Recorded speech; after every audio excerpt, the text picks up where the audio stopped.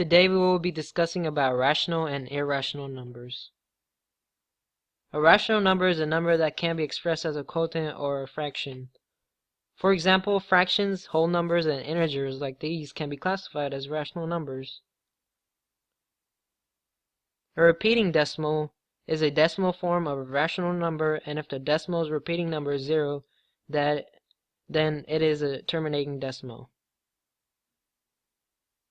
An irrational number is any number that cannot be expressed as a ratio of integers. Irrational numbers also cannot be represented as a terminating or repeating decimals. For example, numbers like square root of 8, square root of 1.6, square root of 2 over 5, and square root of -11, and pi. Okay, so the first question is asking us to convert 9 over 15 into a decimal. That's simple. All we have to do is divide 9 over 15. So 15, that's 9. Since 9 is smaller, we put 0 decimals.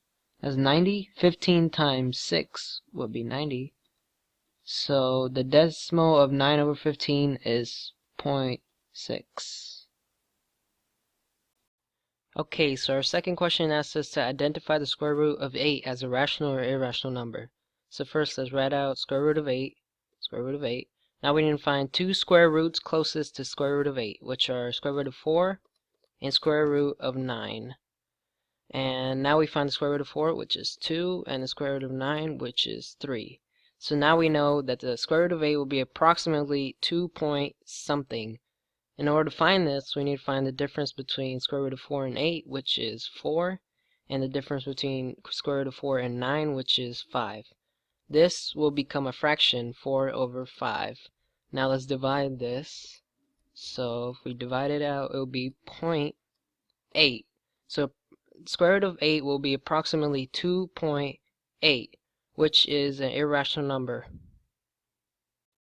Okay, so our final question asks us to solve and identify if c to the third power plus d to the second power, if c equals -4 and d equals 9, are rational or irrational. So first we need to rewrite it to insert the numbers, so it'll be -4 to the third power plus 9 to the second, as shown below. And so now we need to look at what -4 to the third power means, which is pretty much the same thing as -4 times -4 times -4, which equals -64. And same thing goes with 9 to the second power. It's 9 times 9, which is 81. And so rewriting the problem, it will be -64 plus 81, which is pretty much the same thing as minusing 64 from 81, which would equal out to be 17, which is a rational number because it can be written as a fraction, which is 17 over 1.